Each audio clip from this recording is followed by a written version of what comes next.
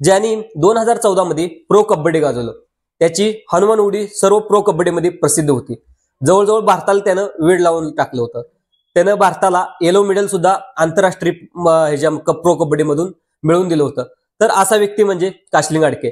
काशीलिंग आडके सध्या काय करतात, ते आता सध्या प्रो कबड्डीमध्ये काय खेळत नाहीत, याची सर्व उत्तरे या व्हिडिओमध्ये पाहणार आहोत. नमस्कार, मी संभाजी आणि संभाजी अर्जुन तुरा या युट्यूब चॅनलमध्ये तुमचं सहर्ष स्वागत आहे.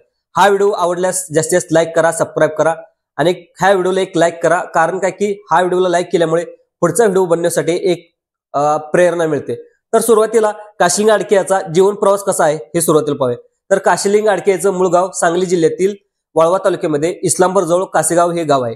तर त्यांचे वडील सुरुवातीला शेती करायचे आणि वडिलांना सुद्धा एक पैलवानकीची आवड. सुरुवातीला ते कुस्ती क्षेत्रामध्ये कधी कधी कुस्ती खेळण्यासाठी जात होते.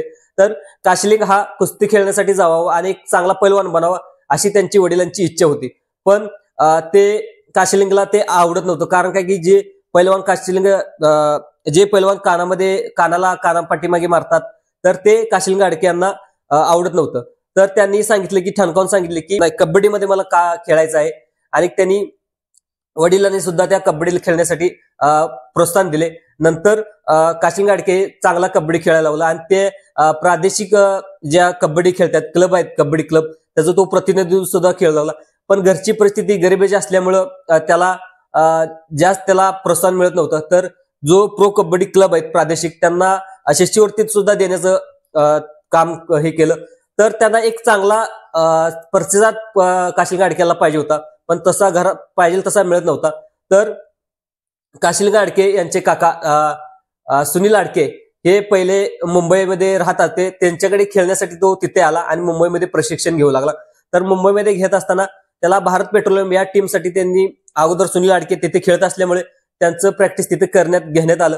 पण तिथं भारत पेट्रोलियम त्यांची निवड झालेली नाही.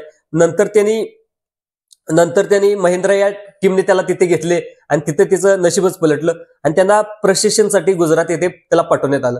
तर वयाच्या 19 वर्ष असताना काशीलिंग आडके यांचे वडिलांचे निधन झाले आणि त्याची संपूर्ण फॅमिलीची जबाबदारी त्याच्यावरती आली. तर जवळजवळ त्याला शेतातील आणि अनेक अन्य व्यक्तीतील पर्सनल त्याला जवळजवळ 7 लाखाचं कर सुद्धा झालं. तर त्याचा कबड्डीचा परफॉर्मन्स पाहून महिंद्रा हिजामधून त्याला दबंग दिल्ली या टीमने त्याला तिथे घेतलं.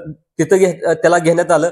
नंतर त्याचा परफॉर्मन्स पाहून पहिल्याच ह्याच्या सीझन मध्ये त्याला जवळजवळ त्यानं 114 हे रेड घेतल्या. मधील तो सर्वात 5वा खेळाडू ठरला की तो सगळ्यात जास्त त्यानं रेड पॉईंट घेतले काशीलिंग आडके यांनी. तर दुसरं पाहायला गेलं तर दुसऱ्या सीझन मध्ये सुद्धा त्याला दिल्लीने रिटेन केले. तिथं सुद्धा त्यानं 78 पॉईंट करून चांगले प्रतिसाद दाखवला. नंतर त्याला तिसऱ्या वेळी सुद्धा त्याला दबंग दिल्लीने रिटेन केले.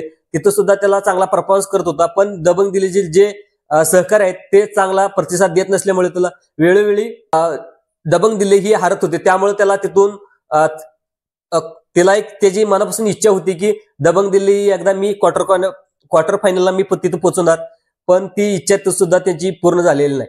तर दुसरं पाहायला गेलं तर त्याला यू मुंबामध्ये त्याला सुद्धा खेळण्यासाठी तिथे घेतले. नंतर त्याला तिथं सुद्धा त्याने 78 पॉईंट घेऊन तिथं सुद्धा त्याने चांगली कामगिरी केली. नंतर त्यानं बेंगलोर बुल्स मधून सुद्धा खेळण्याचा नंतर बेंगलोर मधून खेळताना तिथं सुद्धा 114 रेड पॉईंट घेऊन त्याला सगळ्यात रेड पॉईंट घेणारा त्याला पुरस्कार सुद्धा तिथं त्याला प्रदान करण्यात आला.